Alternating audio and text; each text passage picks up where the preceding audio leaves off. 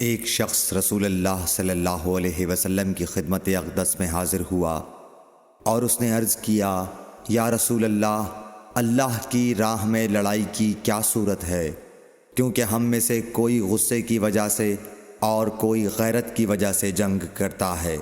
تو آپ صلی اللہ علیہ وسلم نے اس کی طرف سر اٹھایا، اور سر اس لیے اٹھایا کہ پوچھنے والا کھڑا ہوا تھا۔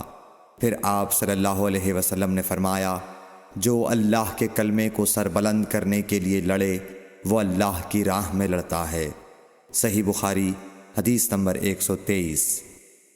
رسول اللہ صلی اللہ علیہ وآلہ وسلم سے رمی کے وقت پوچھا جا رہا تھا تو ایک شخص نے عرض کیا، یا رسول اللہ، میں نے رمی سے قبل قربانی کر لی۔ آپ صلی اللہ علیہ وسلم نے فرمایا، اب رمی کر لو، کچھ حرج نہیں ہوا۔ دوسرے نے کہا، یا رسول اللہ، میں نے قربانی سے پہلے سر منڈا لیا۔ آپ صلی اللہ علیہ وسلم نے فرمایا، اب قربانی کر لو، کچھ حرج نہیں۔ اس وقت جس چیز کے بارے میں جو آگے پیچھے ہو گئی تھی آپ سے پوچھا گیا، آپ صلی اللہ علیہ وسلم نے یہی جواب دیا، اب کر لو، کچھ حرج نہیں۔ صحیح بخاری حدیث نمبر 124۔ حضرت عبداللہ بن مسعود رضی اللہ تعالی عنہ کہتے ہیں کہ ایک مرتبہ میں رسول کریم صلی اللہ علیہ وسلم کے ساتھ مدینے کے کھنڈرات میں چل رہا تھا اور آپ کھجور کی چھڑی پر سہارا دے کر چل رہے تھے، تو کچھ یہودیوں کا ادھر سے گزر ہوا۔ ان میں سے ایک نے دوسرے سے کہا کہ آپ سے روح کے بارے میں کچھ پوچھو۔ ان میں سے کسی نے کہا، مت پوچھو، ایسا نہ ہو کہ وہ کوئی ایسی بات کہہ دیں جو تمہیں ناگوار ہو۔ مگر ان میں سے بعض نے کہا کہ ہم ضرور پوچھیں گے۔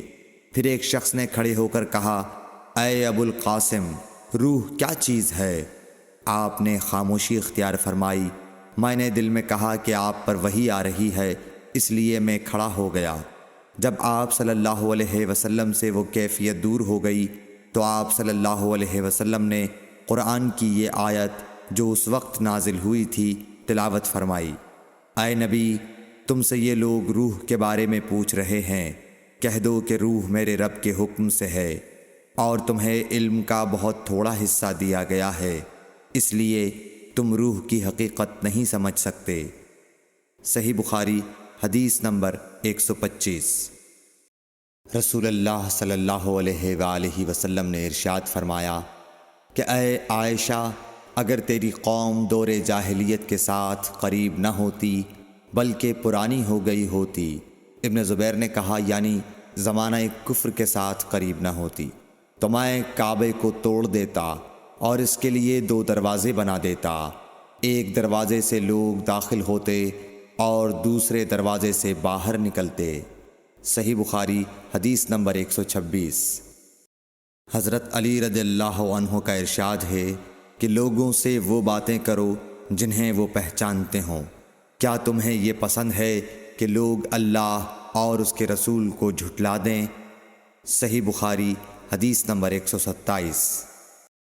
ایک مرتبہ حضرت معاذ بن جبل رسول اللہ صلی اللہ علیہ وسلم کے پیچھے سواری پر سوار تھے۔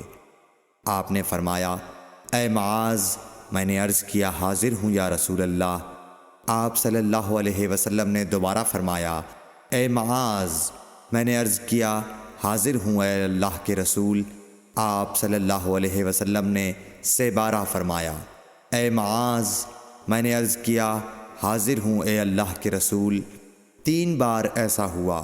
اس کے بعد آپ صلی اللہ علیہ وسلم نے فرمایا کہ جو شخص سچے دل سے اس بات کی گواہی دے کہ اللہ کے سوا کوئی معبود نہیں ہے اور محمد صلی اللہ علیہ وسلم اللہ کے سچے رسول ہیں، اللہ تعالیٰ اس کو دوزخ کی آگ پر حرام کر دیتا ہے۔